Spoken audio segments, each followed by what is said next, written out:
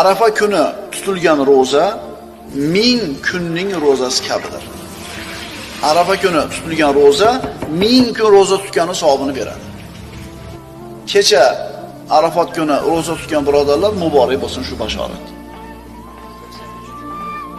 Payg'ambarimiz sollallohu alayhi vasallam Abi Qatodadan rivoyat qilingan aytadilar: "Savm Arafata kaffaratu sanatayni, sanatin qablahu va sanatin ba'dahu." Arafat kuni tutilgan roza 2 yilga kafforat. Ya'ni avvalgi 1 yil va keyingi 1 yil. Payg'ambarimizning yana bir hadislarida Arafat kungi roza 1 yil avval o'tgan gunohlar va 1 yildan keyin keladigan gunohlarning kafforati bo'lishini umid qilaman deganlar.